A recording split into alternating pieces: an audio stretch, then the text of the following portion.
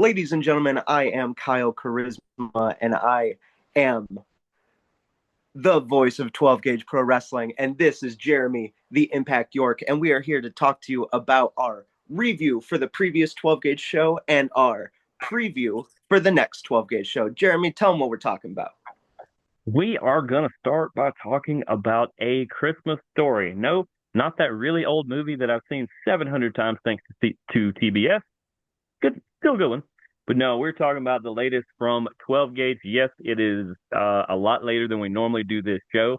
We are a week out, or actually a handful of days, or like almost 72 hours out from this thing, if you really think about it, of the new one, Let the Bridges Burn. But we will get more into that as well. We want to talk more about what happened at A Christmas Story, and it may delight one guest with some of the shenanigans that happened, and it may put the other one in not the best mood. But we'll get to that later because it Understatement. was later in the show when that happened. We'll start with the good stuff. We'll get to the bad stuff later, and my mood will change. And spoiler alert, since I seem to be doing that today for some reason. Spoiler alert, the thing that may put Kyle in a bad mood was not physically damaging to him this time. It was emotionally damaging, though. It was, which may have been worse, but at Yes. least because of your medical condition of the scoliosis, at least you didn't get roughed up this time, Well, and now I have emotional scoliosis. which is a real thing. Look it up. Absolutely. My WebMD. brain stem is crooked. There you go. I think we could all say that ours are as well. But let's talk about let's start with the opening match because we got to see a returning superstar to 12 gauge in Zach Dye along with Dan the Man Carter. And we welcomed in a new superstar in CJ Montana, who happened to be the Machine Gun Pro Wrestling champion. Just so And happened to be. yeah, just so happened to be. And Dan the Man Carter, or Dan the Man Edger Carter, however he wants to say that one, decided to let CJ Montana know about 12 seconds before the match started. That belt on your shoulder is actually being defended right now, which is pretty cool. I didn't know he had that kind of stroke, but I don't discount that he had that kind of stroke. And it added something to this match because of all the openers, this was a killer match out of the gate. We know what Zach Dye can do. Turns out CJ Montana is not championed by fluke. He didn't win it through some sort of paper lottery. He had to earn it, and he earned this.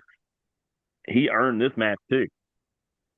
100%, Jeremy. I mean, Zach Dye truly is the definition of never die.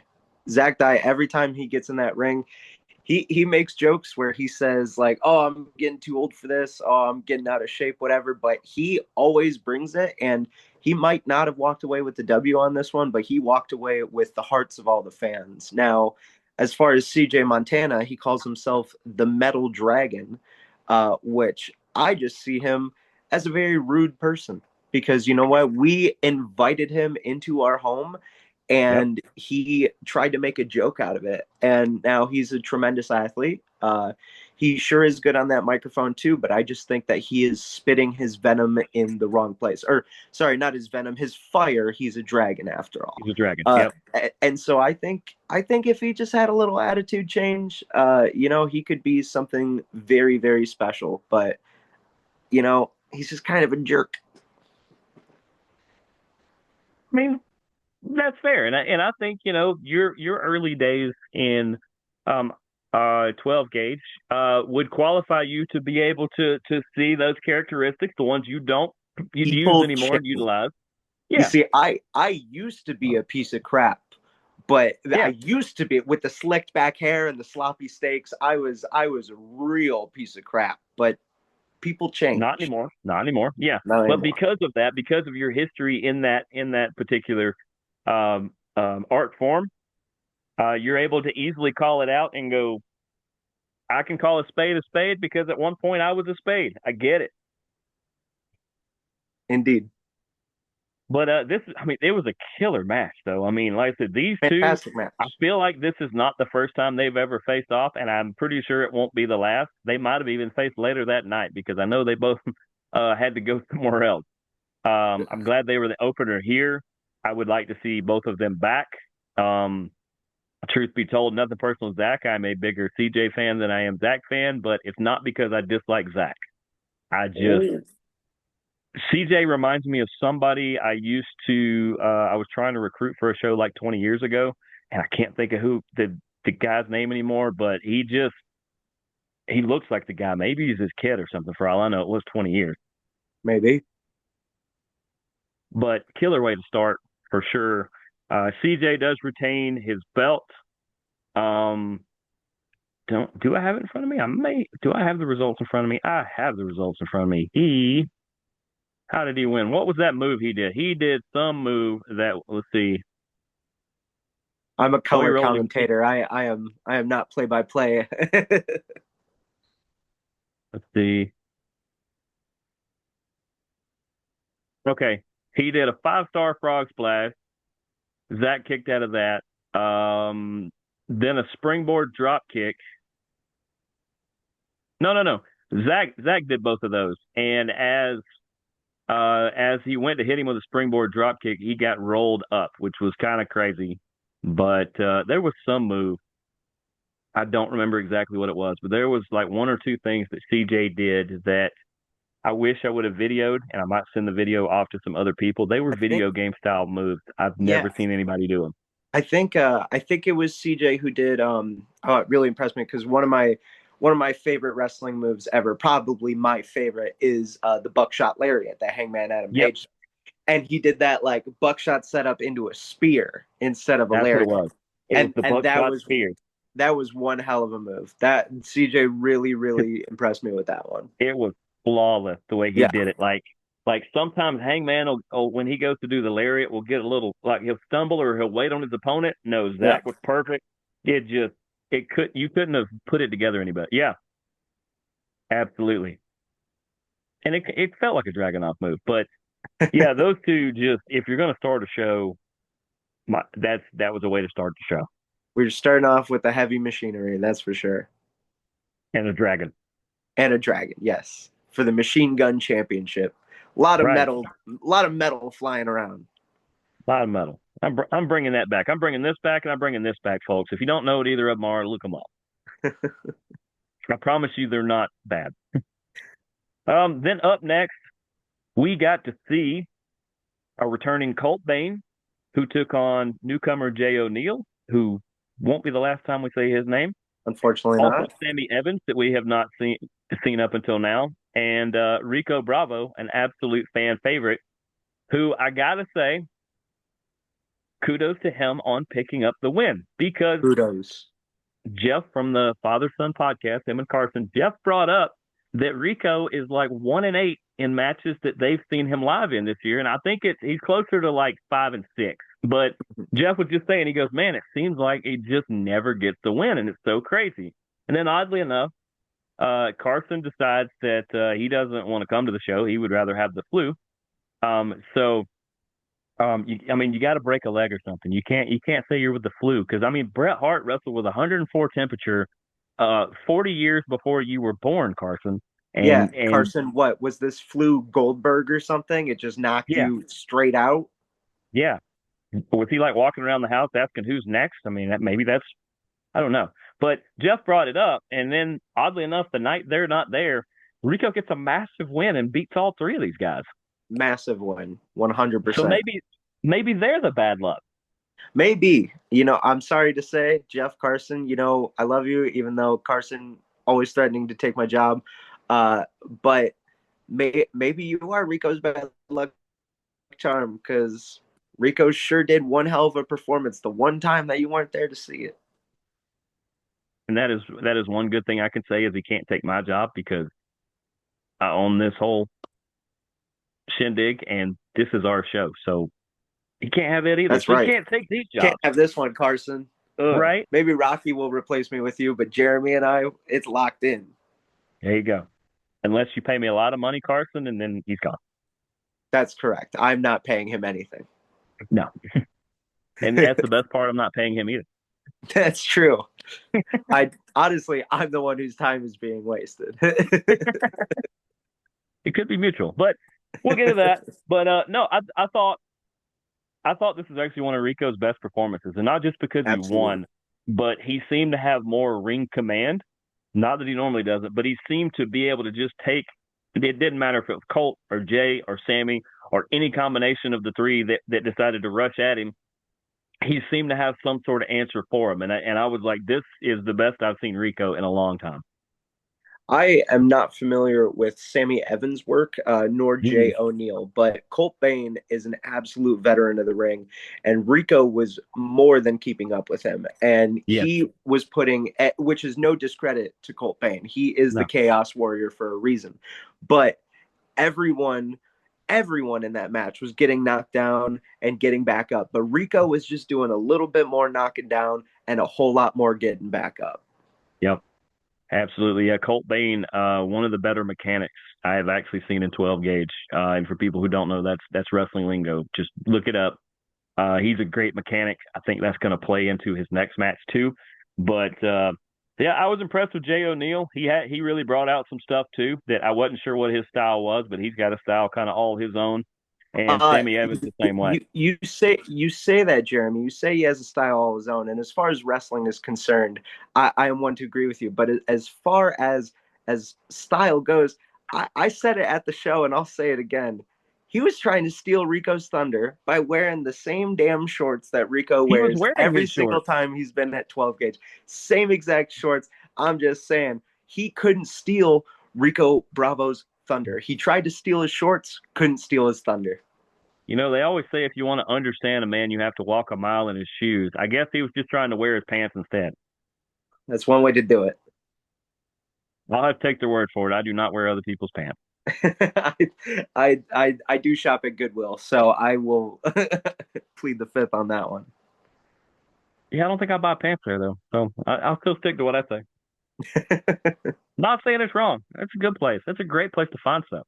I swear I find all of my best clothes. Absolutely. I Except this. I found this at Walmart. think this is Walmart. This is not, but they don't sponsor the show, so I just want to turn around backwards. That's right. Um, I mean, not to be outdone, we do have to mention that this segment, or this next match that we're going to talk about, is sponsored by the man on your shirt. So we definitely appreciate Mr. James for that one. And look to see you again or maybe not very soon, but look to see you again someday. Maybe in a And while. keep writing good poetry. Up next, one of your absolute favorite 12 gauge superstars, the number one contender for the heavyweight title right now, the often forgotten, unless you ask him, Troy Carter. I He already took on forgot them. KJ Valentine. KJ Yes. Valentine's been around for a couple shows now, continues to impress each and every time. There were a lot of times he had Troy on the ropes, and I was curious what Troy was going to come up with. And then Troy's going to Troy, and he found a way to win that one. Yeah. I mean, Troy's going to Troy. I think that says it better than anything. But it really cannot be understated that KJ Valentine, I think, is a secret weapon in 12 gauge. I really think right now he is, maybe he's taken an L to the number one contender like last month, but next month, I think he might just be the new number one contender because he's Possibly. coming in there with an energy that no one else has, and he's got that Mm-hmm. chaotic Heath Ledger Joker energy about him, and Yeah, I think we're gonna find out the Batman's true identity in this version of the story. So yeah, I like that. That makes a lot of sense. Um, it's just funny you said that. I was like, that's weird. In fact, do that where more people can see it. I like that though. Yeah, he's got a very Joker like energy, and as somebody who is a big Batman and a bigger Joker fan, I can definitely see that. That's a good one. indeed, but Troy Um, Carter, you still yeah, suck. Yeah. I think you do a good job, Troy. I don't know that I can necessarily get behind you to cheer you, but I don't boo you, so I guess that puts me above majority of the people in the crowd. I think that is the nicest that anyone should ever be to Troy Carter is just don't say anything at all. I just don't particularly want him to try to dog walk me. That's just I'm not sure what that actually entitles. I'm not that good with the new lingo. I just know he threatens to dog walk people a lot, and I don't really want to find out what that is. Yeah, I think he should stick to walking dogs instead of wrestling because let's face it, he might be the number one contender, but I mean he just doesn't really have what it takes to actually beat Chris Krunk one on one fair and square without kicking him in the balls. And I mean, he definitely You doesn't mean have what it Walker? takes to beat Walker. No, I'm saying he doesn't have what it takes to beat Walker, period.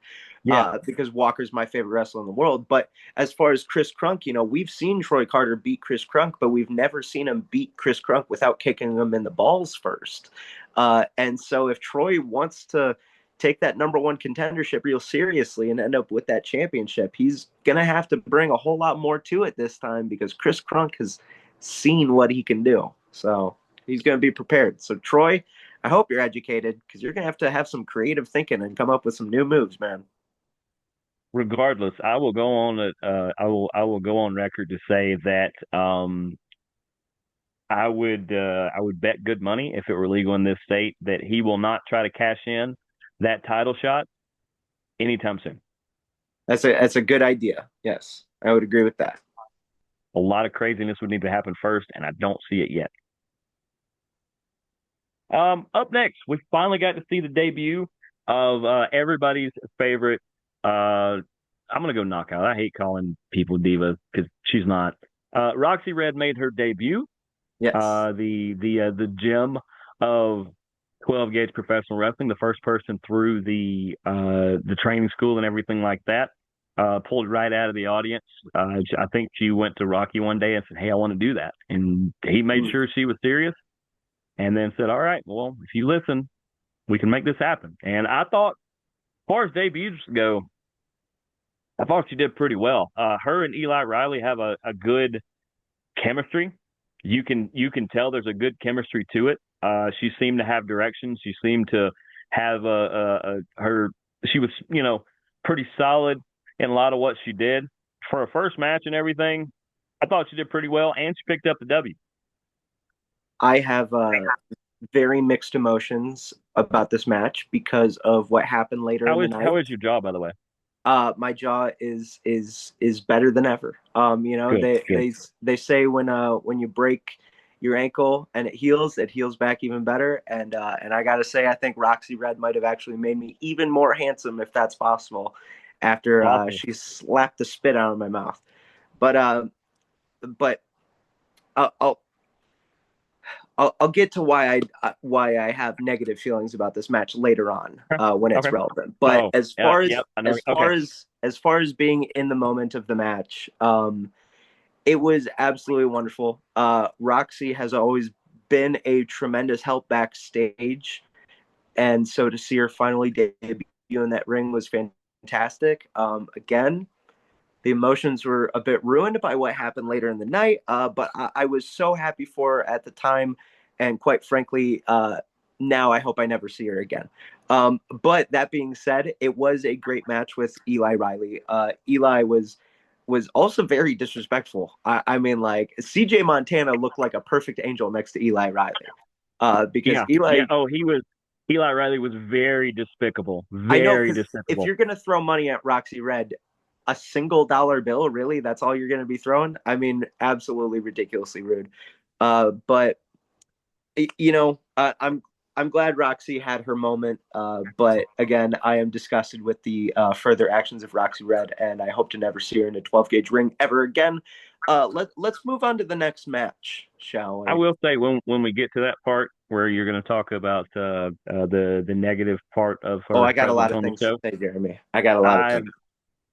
I have a theory, Okay. and this is from nothing I've heard. This is just right off the top of my head. I have a theory The backwards that thinking cap. yep, exactly. Yeah. That means business. To Yeah, my generation, backwards hat means we're serious. that's right. Absolutely. If we're wearing it frontwards, we're probably asleep. Yes. Get some shade. Absolutely. Up next, somebody who made the Georgia Wrestling History Awards ballot for potential Rookie of the Year, one of the Mhm. three or one of the four candidates in that. Sorry, I don't want to shortchange anybody. DRP took on somebody who is was really close to being on that list, truth be told. BK Bennett. I like the crap out of both of these guys. Every time they're in a match, you have my attention. Whether I'm covering it or not, even if I see a video and I see one of the two of them in it, I will at least take a handful of minutes to go, I want to see what this clip is. Absolutely. I mean, I will admit, I will admit. You see, Jeremy here. My go. Are you on this side? I don't know which side you're on, That, but that, yep, that's it. We're now there we pointing go. at each other, at least on My my my, camera. yeah, we just fused. My guy Jeremy over here. Fantastic, calling it down the middle, no biases. Now, I will wear my biases on my sleeve, much like I do my heart. And BK Bennett is the first official member of the Cult of Charisma. And so I was rooting for BK the whole time. But that being said, I am a huge fan of DRP. DRP has been doing absolutely wonderful things. And uh, it, I going into this match, I didn't want to see either of them lose, and I Right. wanted to see both of them win. And so I felt very satisfied by the end of this match because you know what? I believe this is the best possible ending for both parties because DRP walked away with that W, but I'm going to say it right now.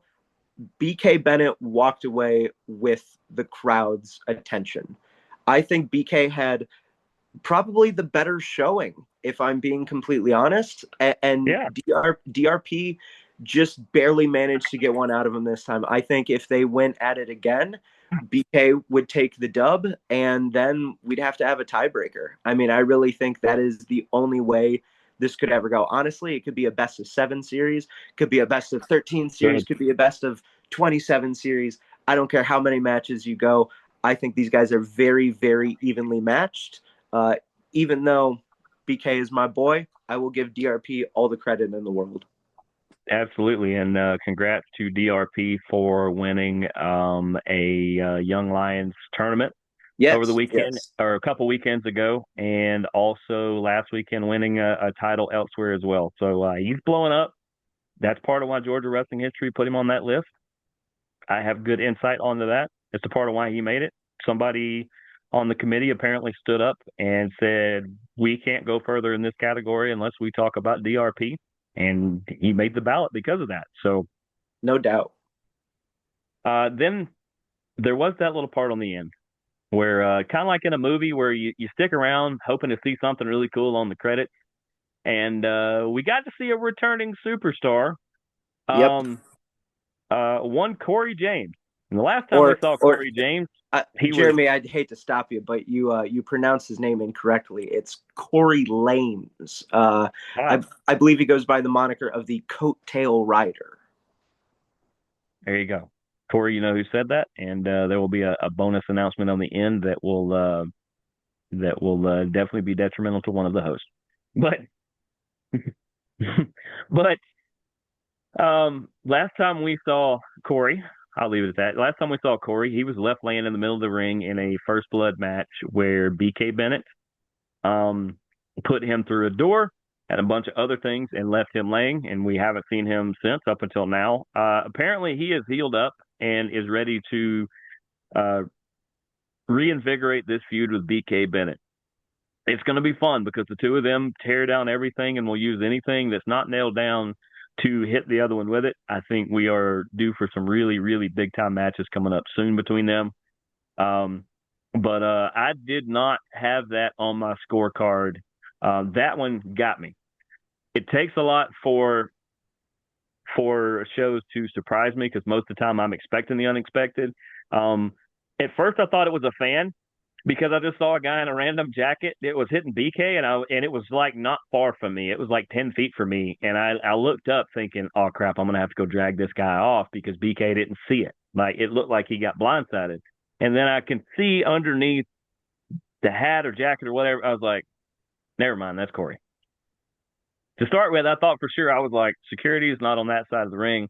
I'm gonna have to go pull this guy off of BK, and then BK is gonna hit both of us. I I was gonna say, Jeremy, I'd love to see you try. I would love to see you get in that ring. You and I both know what happens when you get near that ring if Ryan Marks Yes, is there. Now, if you get near that ring with Corey James, he's look. I talk a lot of smack on Corey Lames, the coattail rider, and that's only because uh, I'm I'm not scared of his physical presence. I'm scared of him because he's crazy. And so me Actual. saying this is actually probably endangering my life a little bit, but it's okay because it's nothing that I haven't dealt with before. I tend to make a Sure. lot of friends, and that leads to a few enemies. No matter you can't be friends with everybody. And Nope. so Corey has unfinished business with BK, and now as one of BK's advocates, his business is my business. And so, Corey James, we will, I'm sorry, Corey Lames, my bad. We will see you soon. And if there's blood in this match or not, I think we all know who's going to be walking out with their hand raised. Yep. And then we get to the main event where we get arguably pretty good argument. Arguably, you could say one of the faces, or you could say the face of 12 gauge professional wrestling, Chris Crunk, who since returning has had blockbuster matches, but he was also facing a guy who has been the inaugural champion since putting Ryan Marks, the devil Ryan Marks, in a coffin. Last time we saw Ryan Marks, he was in a coffin and he was being sent through the parking lot in that hearse. Since doing so, um, that John Goodman looking monster, Walker 13, that's still one of the best lines. I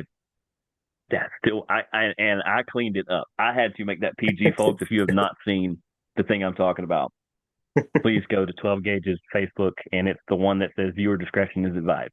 Yes. He called him, I believe he called him a John Goodman looking fire truck. Right. Yeah, But Kyle put a lot more letters in that word. something like that. Yeah. A lot more letters. But um yeah, that's it's a great line. So we got to see Crunk versus Walker, and I guess we buried the lead. This whole thing came about. Walker did have a different opponent, supposed to be Eden Monroe.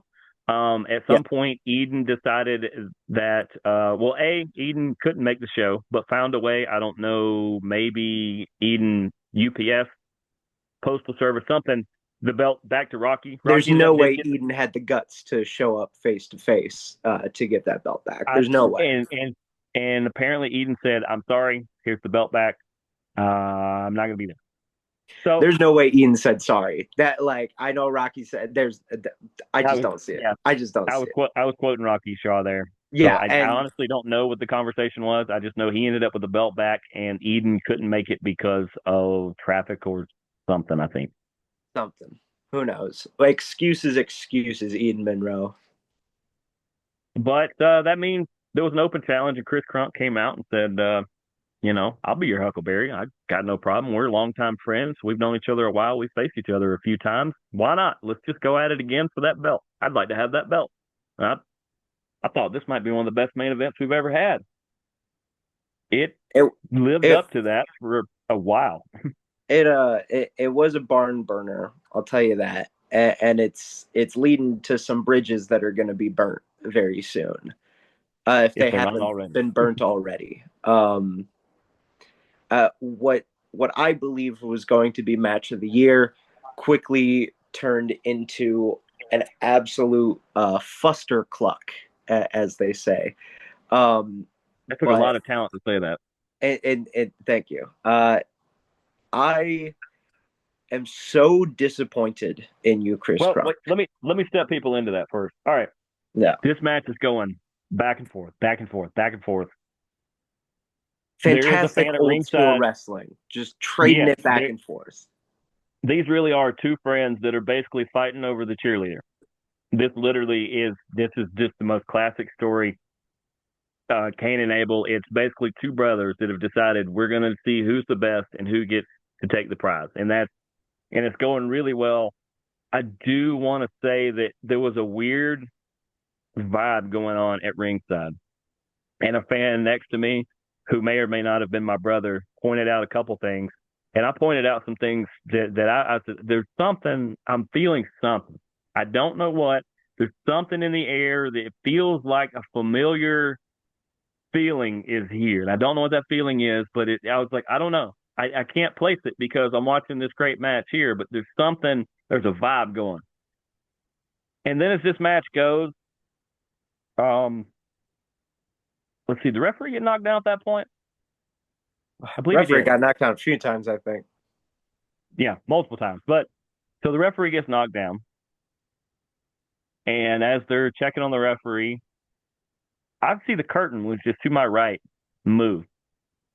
I'm still looking at the ring. I don't need to look.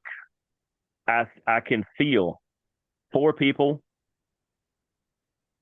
in hoods with their faces covered. I don't know who the back three is. Pretty easy to figure out that the lead person in this was the devil Ryan Marks. The And all Devin of a sudden himself. that feeling I just said, I I was like, that's what it was. I could feel something was there. I felt the devil in the building, and he showed up. And so those four people get on either side of the ring, and Crunk's looking around like, what's going on? Walker's looking around.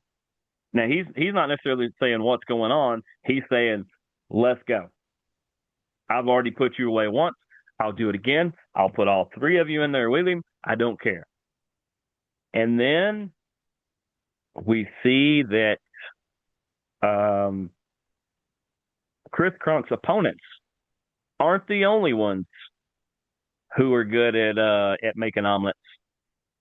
Chris Crunk's pretty good at one too, as he gives the low blow to the boys of Walker 13, and we realize he's in on it. Crunk, I don't know who these people are as a collective group. I know Ryan Marks and three people, but it looks like Crunk is on their side as well. And they all retreat to the front of the entranceway, and I see Joey Gambino and Roxy Red, and they're marching towards these people. And I was like, okay, good. He's going to hold them off, and he's going to say, no, let them finish what they're going to do, because Joey Gambino is a stand-up guy. He's the throat goat for a reason. Everybody likes that guy and respects him. And what did he do? He shoves them hard in the chest, and he says, get them. And we realize the good guys are outnumbered quite a bit. And that was after the match, of course. Chris Crunk ended up with the win, and he is your new 12 gauge heavyweight champion.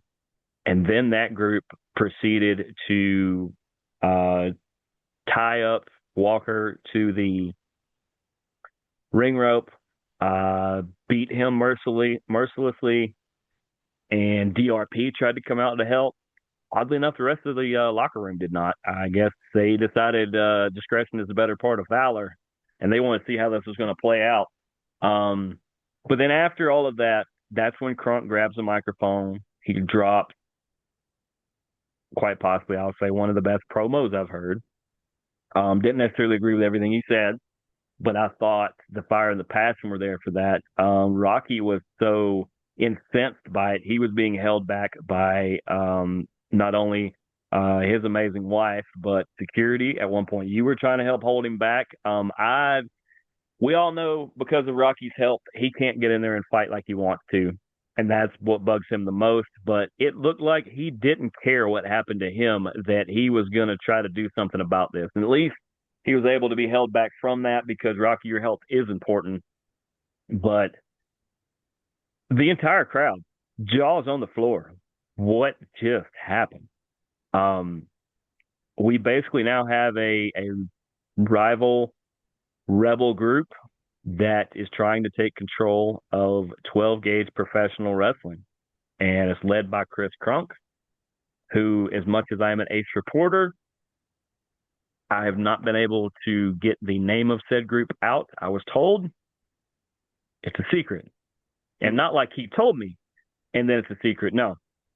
I think everybody's going to find out on Saturday what the name of this group is and what their actual intention is. But besides holding Rocky back, You were part of a little bit of an alliance on the outside trying to combat this. Um, kind of what was your view of all this?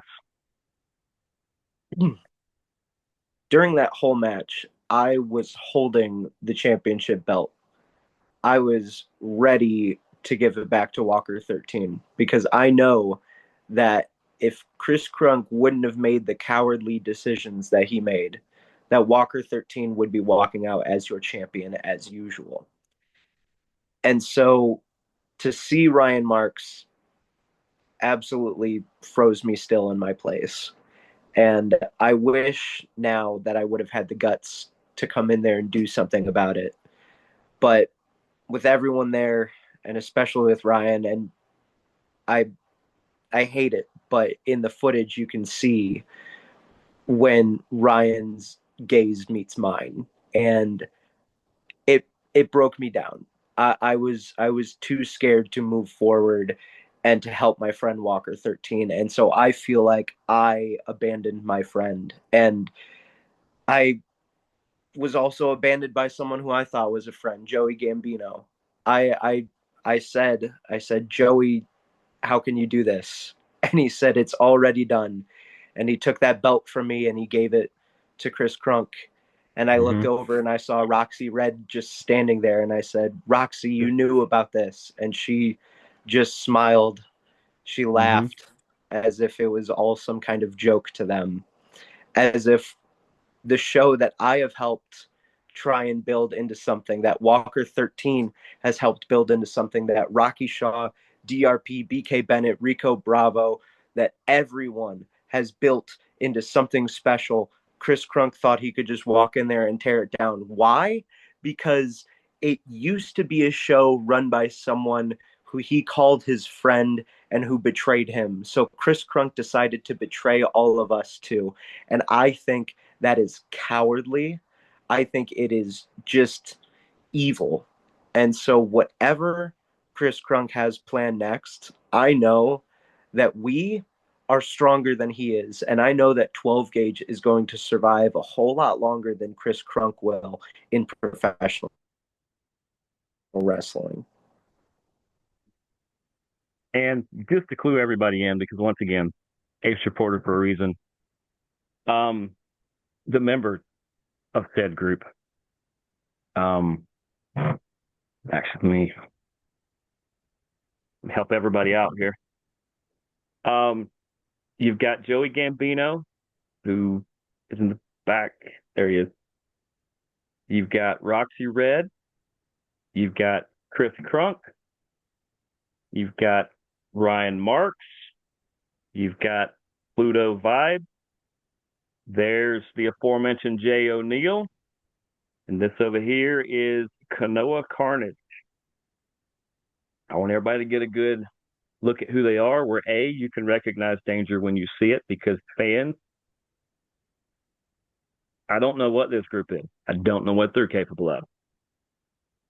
In no way am I picking sides in this either, but I wanted everybody to see what they look like so that when you see them, you'll know who they are. Because when we go over the card in a minute, they're all over it. This is full blown invasion. Basically, they are trying to take control of 12 gauge, and I don't know their actual intentions, but this was taken right after said card. You can see there's the title belt, and if that's not enough reason to show up, then we're going to go over the card in a minute, and hopefully that's you got to see where this goes.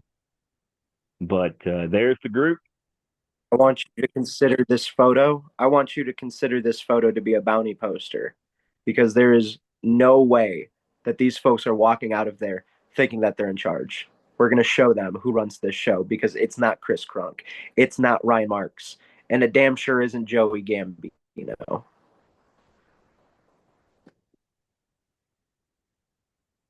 Get the, Jeremy, please We get will. them off the screen. I can't even look at them anymore.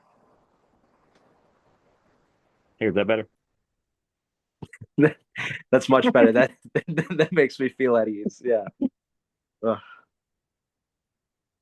Well, so let's let's talk about. I wanted everybody to see it because most of the time people hear things and they don't have visuals. That way, you know who those people are. So let's talk about the show this Saturday in Rome at the fairgrounds there in Rome. Let As the always. bridges burn. Um, let's start with that one. That's the first one that come up on my page.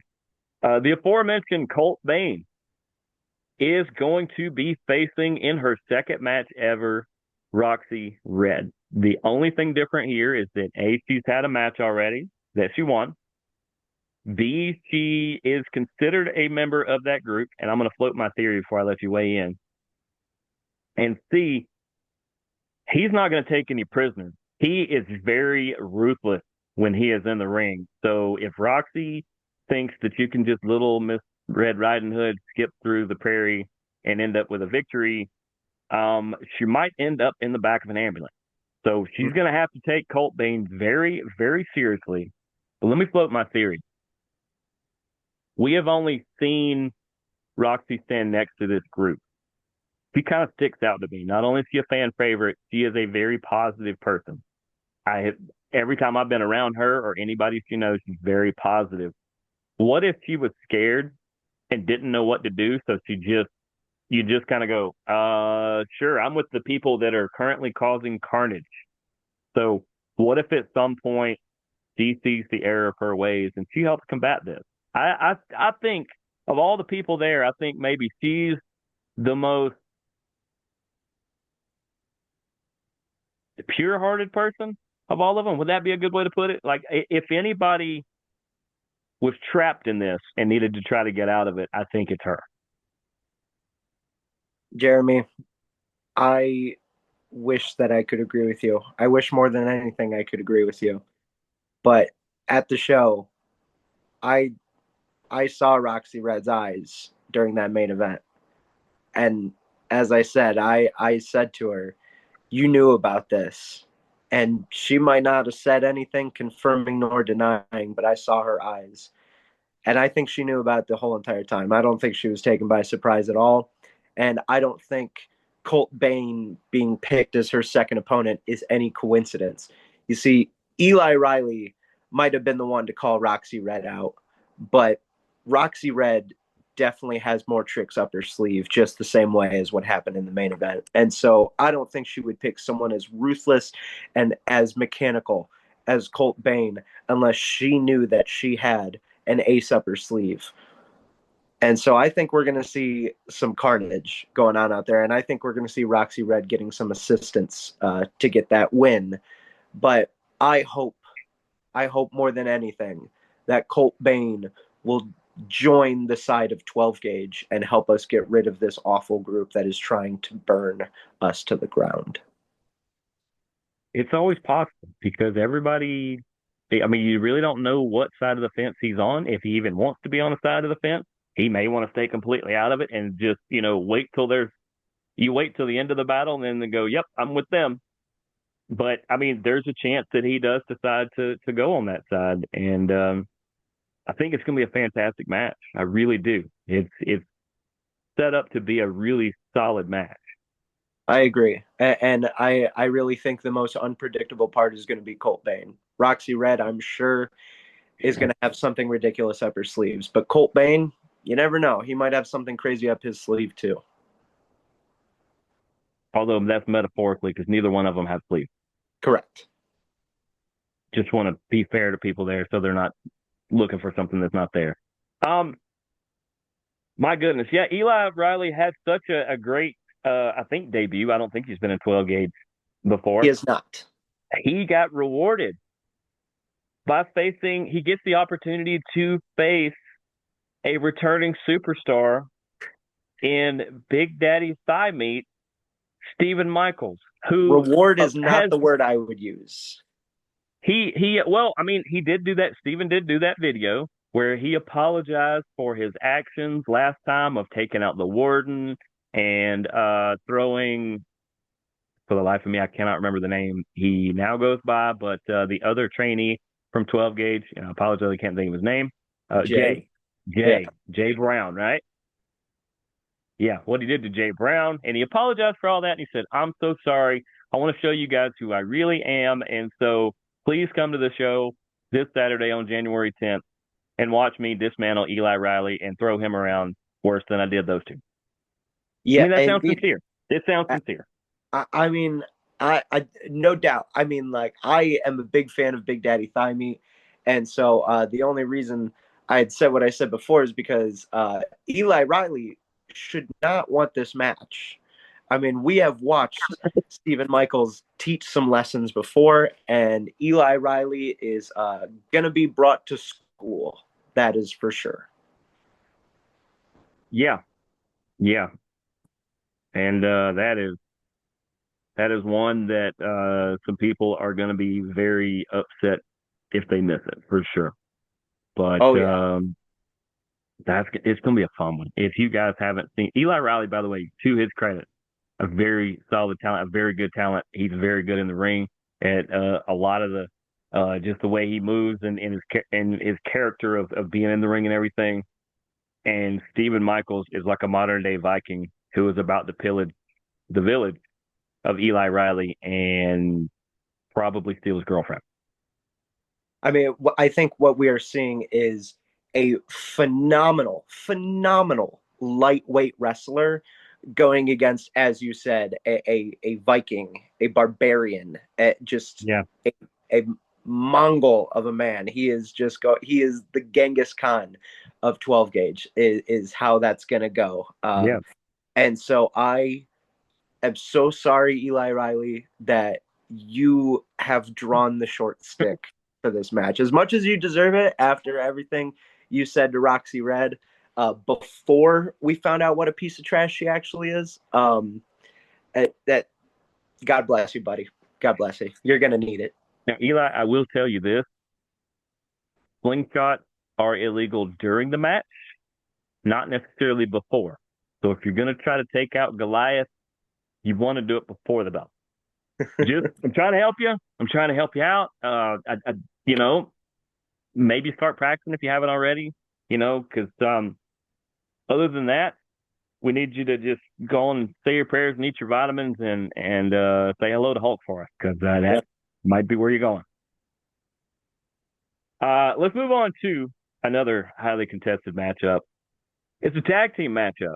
We are going to see Kayvon LaFleur and Donovan Thomas versus two members of this group in Pluto Vibes and Kanoa Carnage. Now we've seen LaFleur before.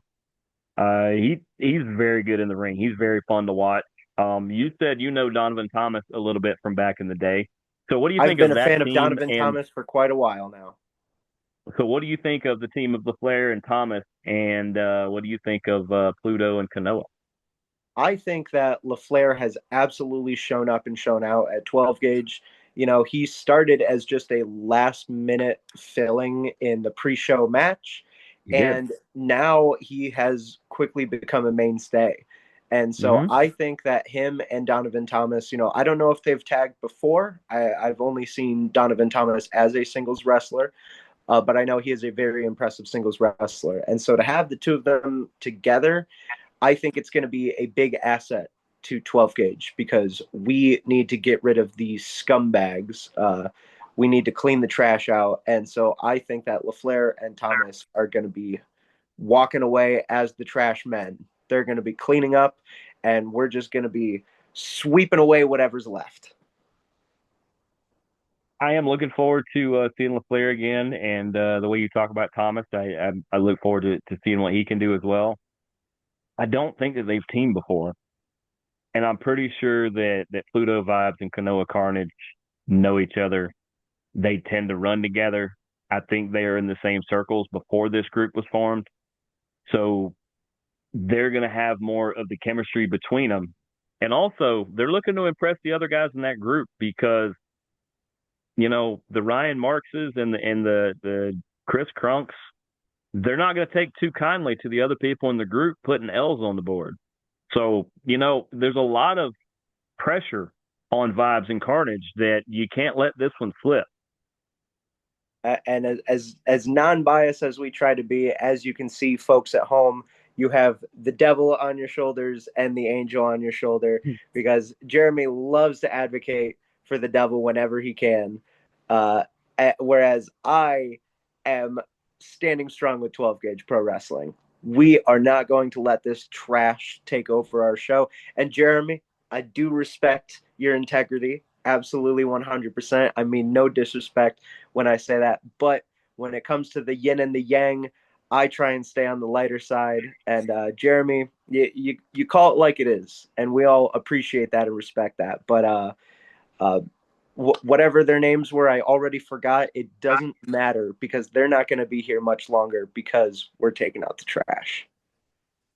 How you advocate that I'm on the darker side? I mean, look behind me. I mean, it's all sunshine and rainbows. I mean, It's, I I don't think know that's where what. you became Batman, right? That's where your parents died. And oh, okay, no, that's. Oh, I thought it was an out. that's clearly just where I do my homework. If That's what your that looks like. inside looks like an outside, you need to move. No, no, I mean, there's a lot of really good clubs that when the inside looks like the outside, it's a really cool club. You need, Jeremy, you need to turn the green screen back on. You turned it off, buddy. I don't. Oh, did I? Oh, yeah, I, yeah, it'll be all right. Uh, Up next, we get to see another member of that aforementioned group as Jay O'Neill is going to return and he's going to face KJ Valentine. I'll be honest, this is one that could steal the card because I've seen the two of them work. I've seen in the ring, and if it links up the right way, I think the fans are going to be really excited by this one. And I will echo the same thing for Jay O'Neill. There's a lot of pressure on him to not put an L on the board, knowing that this is his debut in this group. mhm. I mean, I do agree with your points, Jeremy, but KJ is such a wild card that I don't think anyone in this locker room can ever prepare for a match with KJ Valentine. I think all you Good. can do is Sure. expect the unexpected. Mm-hmm. So we'll see how it goes. But Jay O'Neill is he's going to need his backup. That's for sure if he wants to take on KJ Valentine. Yeah, KJ has been very impressive in both his matches in 12 gauge so far. Really, really earned his keep, and he's a lot of fun to watch. Indeed, I think there's one more before we get to the main, right? I can't think Or are of we it. to the main? I'm looking. Um, no, I think the main is the only other scheduled match at the moment. I know there's more to come at this point. Because we didn't honestly, I didn't confer with Rocky at all before we started doing this show, so he probably would have told me the rest of the matches. But my Well, and apologies, Rocky, I didn't the check on that. card is always subject to change, as notable from A Christmas Story.